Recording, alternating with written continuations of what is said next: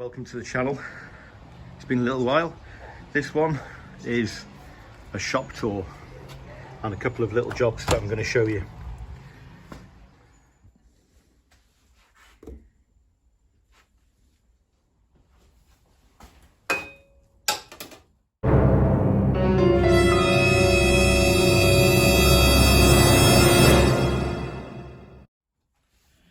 I bought this knurling tool from RDG Tools and I wanted to make a project with it, and the ideal project I thought would be to make a scriber. Now previously this is the scriber that I had, or I still have, and this is the one that I've used for quite a long time. So this is all brass apart from the tip. The tip is a ground down M3 tap, but I made it with a very specific design in mind, and that was to model it after a Rotring pencil. Now Rotring, if you're not familiar with them, they're a German brand of drawing instruments that have been around probably since the 1920s, and I really like Rotring, and so I wanted to make a scriber that looked like a Rotring 600. So this is a 0.5 lead pencil, and I've had it for years. I've had it for so long that the red ring, which is what German is, sorry, Rotring is in German. Rotring means red ring, and the red ring normally goes around here, and it broke off a few years ago. So for no particular reason, I've got an O-ring around it now. So that's that one.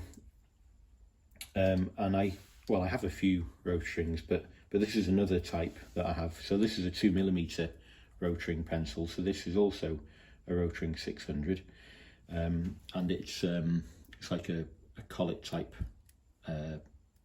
lead holder, which I really like. And both of these pencils have a really nice knurled grip here, and they have a knurled section at the top. And so just for the novelty factor really, I thought that I would make a scriber that looked like a Rotring pencil, which it resembles, I think, reasonably well. And it should do, because I've made it dimensionally the same as a Rotring 600. So I made it in 3 main pieces. I won't take it apart because it's together really tight. So I made the top section here out of one piece. So this has got a male M6 thread on the end, and I tapped the hexagonal, the brass hexagonal bar M6, so that screws in. And the reason for doing that was so that I could get a knurl on here with and not have the knurl fading out here. So I wanted to end up with a very crisp stop on the knurl, which I've got. And on this side, I've achieved the same thing by machining it, and then it's just got the little what would you call it? The cap. It's normally a removable cap on one of these, where the rubber. Whoops! Oh, it's coming undone. That's odd. But the rubber normally lives in there, and then you pull the rubber out and refill it from there. And then on the 2mm lead holder, there's no rubber, and the leads just drop in from the top, or you can drop them in from the bottom, whichever. This end of the hex bar also has an M6 thread tapped into it, and I machined this section here with a knurl on, so it's got this spigot feature with a hole through it in the end, with a male M6 thread which screws together. And what I did here was I held an old M3 tap. You might be able to see, it says M3 on there. It's an M3 tap which I held in my cordless drill, and just ground it to a point on my bench grinder. The clip I didn't make, believe it or not. I'm not that skillful, but I borrowed the clip off one of my old pencils. So I have a Rotring 300 which looks like a 600, but it's plastic bodied, whereas this is aluminium bodied. So I don't use it, and I'm not particularly keen on it, so I've stolen the clip. So there we go. So that's my Rotring-esque scriber. So the other project that I've been working on recently is to make a swarf tray to go here.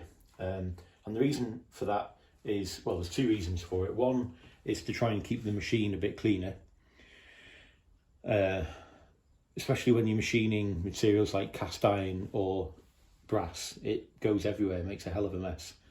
It goes down inside the machine, sits on the bedways, and so I don't really want it, you know, clogging the machine up. So the other thing is when I'm machining, and you know, I'll typically, when I've got the longitudinal feed on here, I want to be able to switch it off very quickly when I reach the desired position. And so when I've got my hand here, quite often I've got hot chips landing on the back of my hand and at my wrist, which isn't great. So I wanted to make a swarf tray which would both act as a guard and to protect the bedways of the machine. So this is what I've come up with. So I've fabricated out of stainless steel this little swarf tray. Now lots of people have done these, so it's nothing new. Perhaps the thing that mine does that others don't do, I don't think, is that they don't have this guard section here. So obviously the swarf can land on there, and then my hand is there protected by this section here. And I suppose if I'm machining aluminium with a lot of long curly swarf, this might get in the way. So I probably wouldn't use it for aluminium or nylon or something like that, but anything that produces lots of short chips, this would be ideal for. So I'm going to set up in a minute. I'm going to put some brass in the chuck. I'm going to machine a bit and demonstrate how it works. So I'll just get the camera set up at an angle where it's a bit of a better viewpoint, and then we'll have a go at that. So I'm going to take a guess that everybody knows what machining brass looks like. So I'm not going to give a view of the chuck necessarily, but what I will do is hopefully capture the swarf tray in action. And I've just got a piece of scrap brass in the chuck there.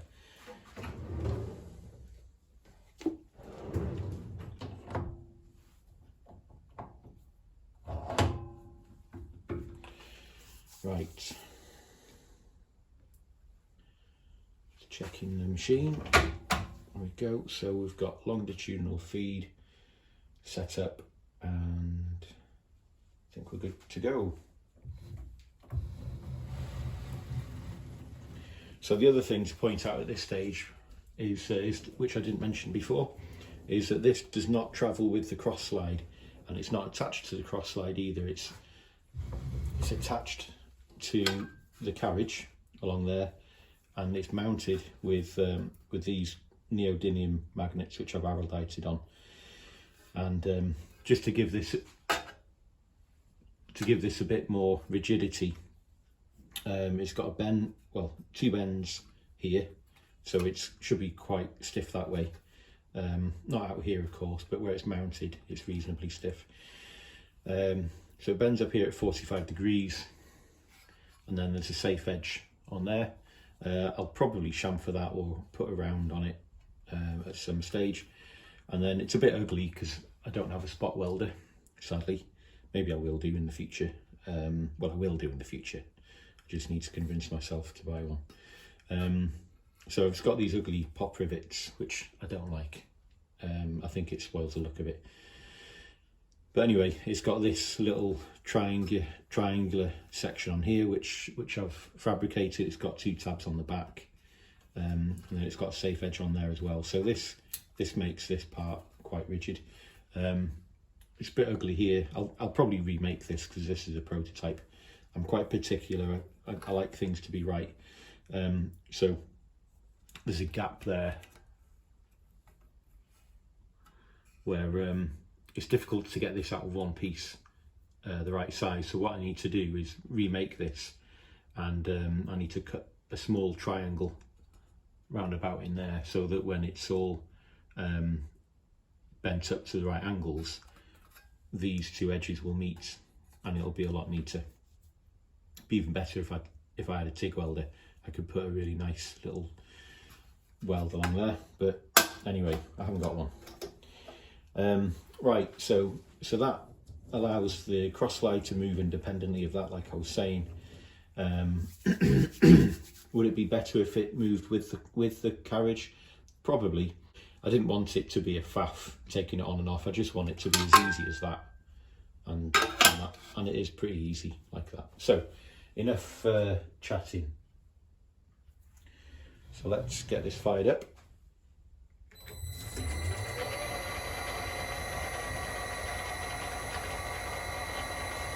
Safety squints on.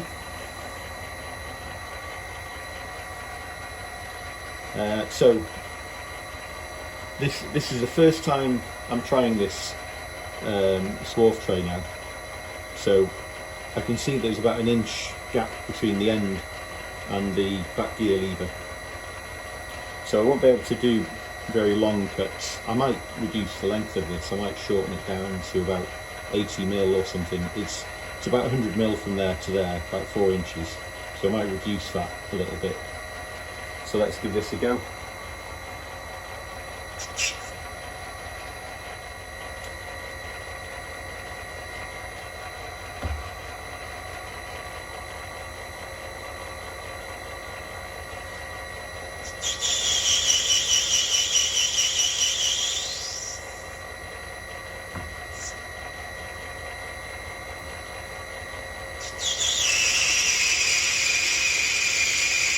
So it has got some swarf coming over the top, but I can tell now that that's definitely going to protect my hand, because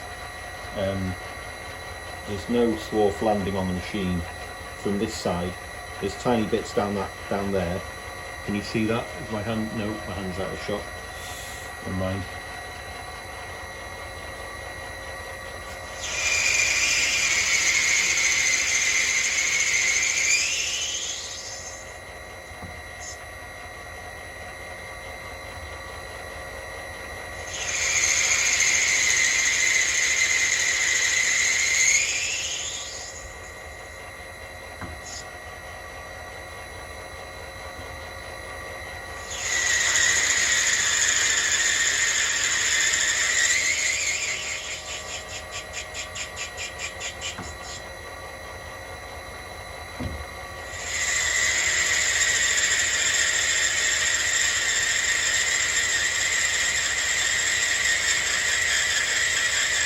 That seems to be working well. I'm just going to stop that there, and I'm going to pick you up and move you around.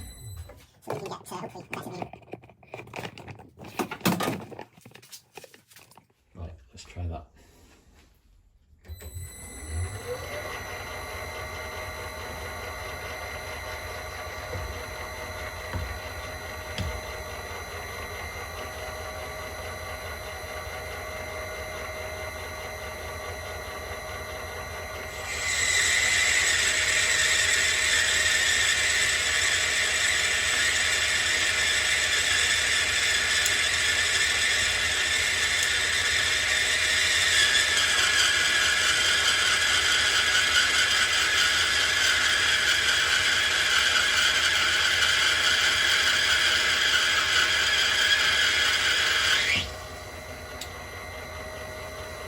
Right, so that's working nicely.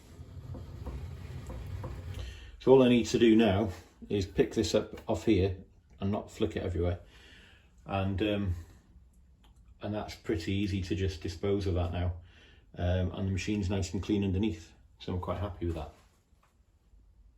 So what I'll do now is I'll take this over to the bench and I'll give you a bit more of a detailed view on it, and then if you want to make one similar to it, then you can see what mine looks like, and probably point out some design flaws, and then you can improve on it yourself then.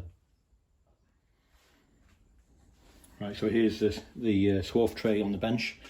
So as I mentioned, I made it out of two pieces.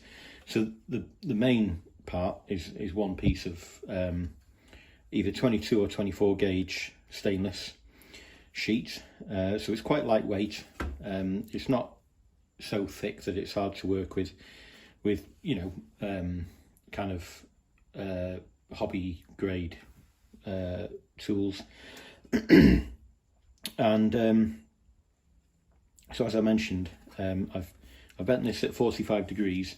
It's about 100 mil wide that way. This is about 20 mil wide, this strip here, and that mates up onto the carriage on the MyFord lathe. But you know, you could make this for any lathe really. So I cut out the sheet from a surface development that I worked out, and I made these two bends first, and then I put this safety edge on here. So the way I did this was I bent it round as far as it would go, and then I just squashed it flat in the vise just to get a nice uniform edge. So if you start peening it with a hammer, it's very difficult to get a nice consistent finish along there. And then this bit here I made from a surface development, as you can see, and it had a flap along here which I doubled over so that has a safety edge on there. There's a few edges that I need to deburr, and but apart from that, it adds a decent amount of rigidity to the thing. Like I mentioned a minute ago, I'd prefer this to be spot welded than riveted. I think rivets look a bit ugly. They're functional, but I just rather not see them. So I'll probably make this again and do a bit better job. It's got a few dings here and there. It's not the best, but for a prototype and to prove the concept, it seems to be working okay. And I glued these neodymium magnets on, so it's quick and easy to install and even quicker to remove. So so that's it. I don't have a drawing of it, but I could sketch out the surface development, I suppose, if anybody was interested, but I'm sure you can work that out yourself with a bit of cardboard from a cereal box. Make a test fit up with a piece of cardboard, and then once you're happy with it, make it out of sheet. So that's that. Right, so I'll start the shop tour then. So I'll begin at this end of the shop, which is probably the more familiar bit. So so that's my MyFord lathe. It's a MyFord Connoisseur. It's about 2.5 years old now, and if you've seen any of the other videos, then you'll know that I've tried to do a few things to it to improve it, and I won't give a full rundown on the machine because I've got another video that covers that. But it's a MyFord Super 7 Connoisseur. I have a Newell DRO fitted to it, and I've got videos that explain about how I've installed it, and various modifications where I've moved the x-axis scale to the back there. I've made a rear tool post for parting and undercutting and chamfer, however the feeling takes me. I have a solid tool post mount on front with a size A multi-fix style tool post. The one on the back is size AA, and that's a PB Tools tool post. I just mentioned the swarf guard there that we did a little trial on a minute ago. I also made this little carriage locking lever for it here because I like the way hard hinge lathes work, so I put one of those on there. I also fabricated some lathe drawers for the machine, and so I've got some of my lathe tooling in here, and change gears, compound slide, the drill chuck for the carriage, a few bigger drills, and various chucks in here, faceplate. My forge oil's gone rusty. We had a spate of cold weather, and the temperature changed quite quickly, so the shop was soaking wet, so I've missed that, so I need to clean that up and oil it. It's essential to have some tunes in the workshop, so I've got an old Technics hi-fi up there. Up in the corner here is this is my bench that I've had probably for about 20 years. I got this from my old company that I used to work for, and they were emptying the factory because they were moving to another site. So I managed to get my hands on this bench. It's quite a sturdy bench, and it's looking a bit old and tired these days, so one of these days I'll give it a bit of an overhaul. This compressor is what feeds the shop, so I mostly use this for blowing off bits of debris and dirt and off things, but I do use it for powering the shop with air tools and airline. So I have an airline up here, so this is a retractable airline. This is an Audi job, and it's perfectly adequate, and I've plumbed the airline all the way along the shop, so it goes on the top there, and it goes out to the opposite end down to that wall down the bottom. So just on the wall there is another reel, and I use that for air tools on the car as well as if I need to inflate the car tyres on the drive. I've got plenty of reach there. I've got a shelf here with various bits of projects and all kinds of crap on here at the moment. Got my dial gauges in the corner, my little apprentice steam engine that I've done a video on. There's a few bits here that I'm in the process of making another one. One of my projects I'm in the process of designing is a dial gauge holder to go onto the rear tool post, and so I'll have Cloud 42 did a really good job on his, so I'm gonna do my take on that. I think it was a really good idea. So if you're not familiar with that, have a look at Cloud 42's video. And up on the wall here I've got I've got these bins for storing various things. So I've got carbide here for various tool holders, taps, reamers, and various other things go in there. In here, these are my fasteners, so I try to keep a small stock of fasteners around. So they go from M4 really. I've got a few M3s, but I try not to use M3 because it's a bit small for what I do, but if I have a need for it, then I'll go and buy some. But so we've got M4, M5, M6, M8, and then up to 10 and 12 and some 20 in there as well. So I'm a metric person, so I do have a few imperial sizes that are needed for the MyFord, but not many.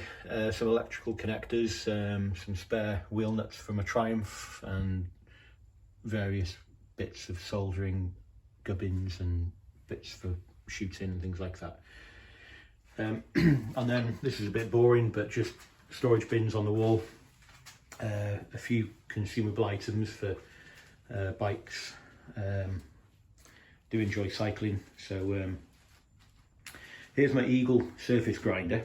Now this is one of the machines that I moved to my home shop last weekend, and again this got caught in that condensation that the shop was covered in, so it's gone rusty. So this is going to need a bit of love, I think. The magnetic chuck needs a good clean up, and then I'll surface grind it. But it's an Eagle. Eagle, does it have a model? Not sure. That's the plate that was on it. So so there we go. Serial number 2961. Yeah, so it's completely manual. One day maybe I'll be able to get a Jones and Shipman 540 or something like that. But for now, this does the job perfectly well. It looks pretty grubby, so it does need an overhaul, but it works perfectly fine.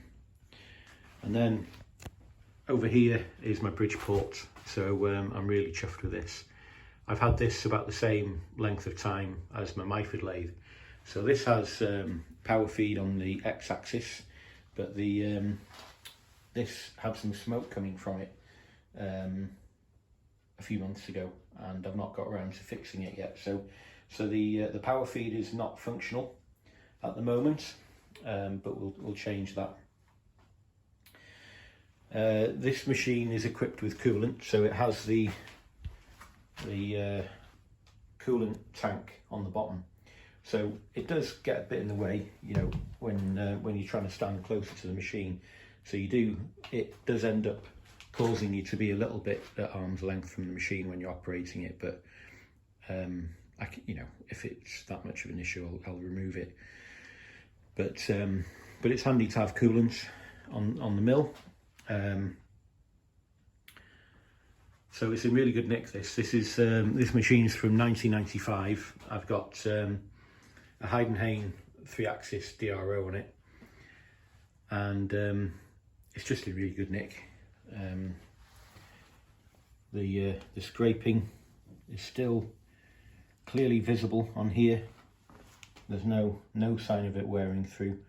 It probably won't come across very well in the video because it's covered in oil, and it's emulsified a little bit because of the moisture that was in here. But it is very, very good. Very good indeed. Very happy with this machine. I've got kind of a budget chuck on here, but it seems to be doing the job. In the spindle at the moment, I've got an Albrecht chuck. This is up to 10mm, this chuck. That's a very nice chuck, that. I bought that used on eBay. Yep, so if you're familiar with Bridgeports, you'll know how capable they are. And I operated one of these as an apprentice in the tool room, and so yeah, it's a great machine, this is. Okay, so I'll pan over this way. So over here on the bench is a little Clark woodworking lathe. So this actually belongs to my two sons. They saved up their paper round money to buy this, and they were making some parts in their summer holidays. So it looks like the machining bug is quite infectious. The worktop I installed I think in the spring this year. So this is oak butcher block, so I bought this off eBay. So it's a 4 meter length, and I think I paid about 250 quid for it. And on the bottom here I've got some kitchen base units across here, so they're holding the worktop up, and I'll get around to fitting some doors onto these, but at the moment it's just I'll get a bit more organised with things. Surface plate is rusty, so that needs lapping, so I'll get into that.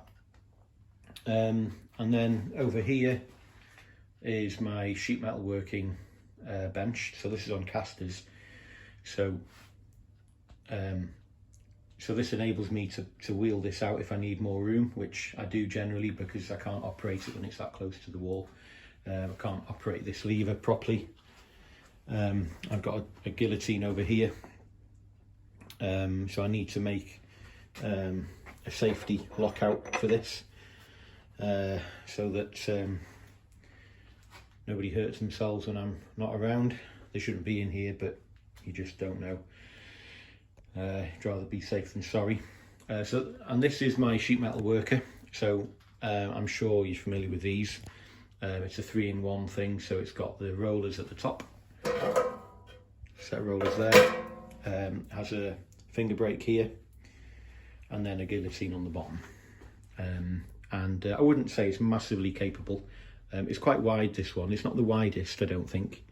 How wide is it? I think, yeah, 610mm wide, so 24 inches. I think they do one bigger than this, but it's okay. It's not a bad piece of kit, as long as it's used for the right things.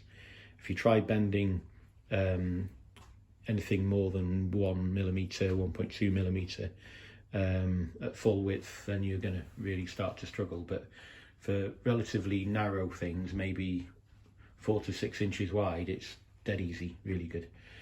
Under the bench here I've got some offcuts of sheet metal, various materials, some stainless, galvanised, Zintec, got some painted stuff there as well, and I've got some more sheets over the back there. We've got a little pile of crap parts there that one day will come in handy for things. I've got a small selection of materials on here, so I've got some brass, stainless, aluminium, a bit of EN8 steel, some alley billet over the back there, and then a pile of offcuts here, which they always come in handy. This here under the MyFord cover, obviously the MyFord cover is normally on the MyFord, but at the moment it's over my lad's drum kit, which is, if anyone's interested, it's a Roland TD3, and his amp is a Lathe, can't see the model number, RH40. It's plenty loud enough though. So over here, this is these are my toolboxes. So I've got a top box here. It's not a top box actually, it's like an intermediate box. So that's my various bits and bobs, spanners, Allen keys. It's all my Metrology kit. So I've got a vernier protractor, digital caliper, all the stuff I bought that's metric is Mitutoyo. I really like Mitutoyo. I've got some Imperials, so I've got a couple of, so this is a Starrett 1 to 2 mic, this one's a 2 to 3 Moore and Wright. So I've got 0 to 1 inch, that's a Moore and Wright micrometer, and then I've got 0 to 25 digital micrometer, and then 25 to 50 and 50 to 75 Mitutoyo analog micrometers. I'll probably at some point buy some Kaizen foam for this drawer and lay out my Metrology kit, so it's a bit more like this, but at the moment that's how it is. I always, by the way, I would never store these bits of kit loose in a drawer like this, because they just rattle around. Until I do sort out my Kaizen foam, then they'll remain in the boxes. This drawer, I've got a few sets of parallels here. I've got precision cube, so this is good for angle. All angles are good within less than a minute. Dial gauges in here. This is a depth micrometer. So this is a really good purchase off eBay. Depth mic. All of the rods are still in the original packaging.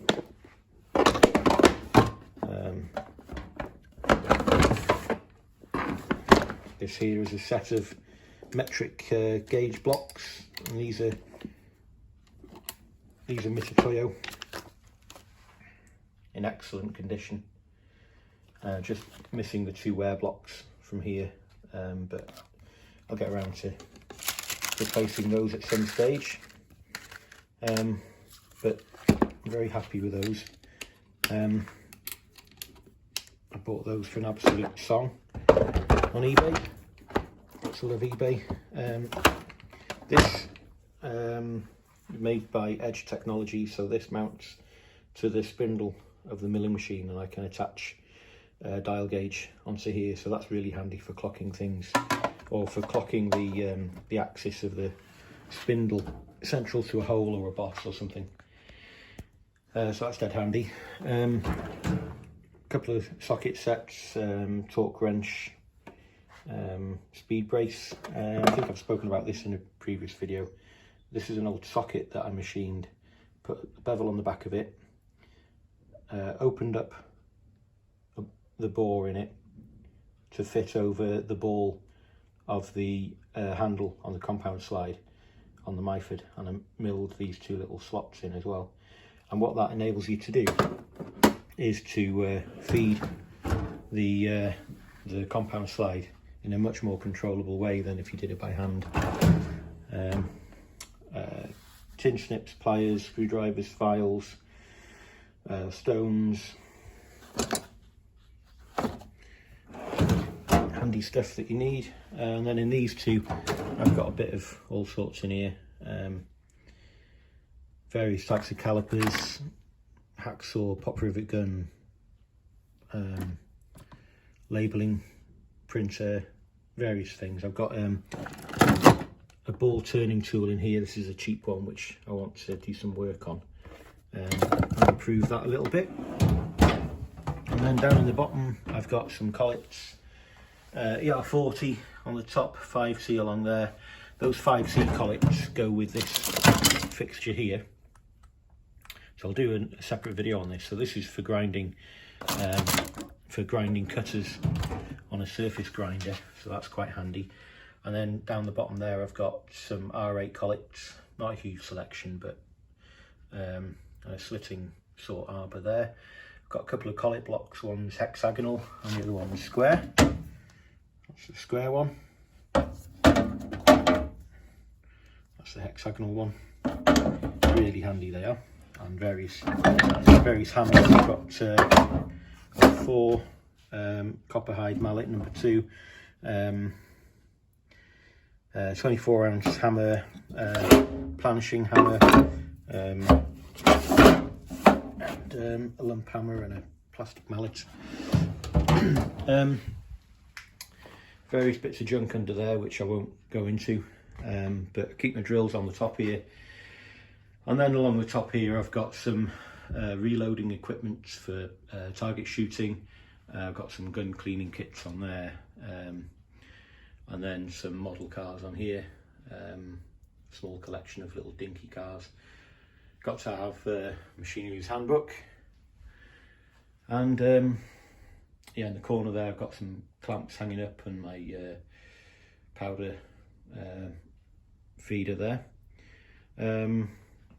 What else is worth mentioning? That's probably about it really. Down the bottom end here, so this is where the Triumph lurks. So it's a Triumph 2000.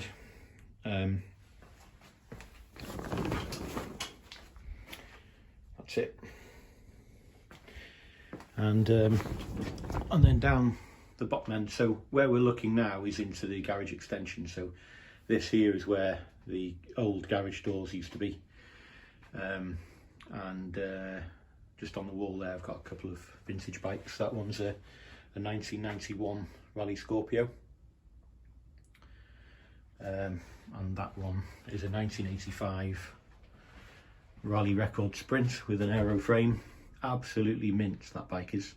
It's still got the labels on the hubs. Managed to find a vintage bike pump for it as well. And then just down the bottom end here I've got various bits for the car. So I've got cleaning supplies on the top there, various fluids, oils, antifreeze, washer fluid, general guff that you need to keep your cars in good nick. Jumper pack, and I've got a really good battery charger there. Axle stands, jack down the bottom, and my car tools here.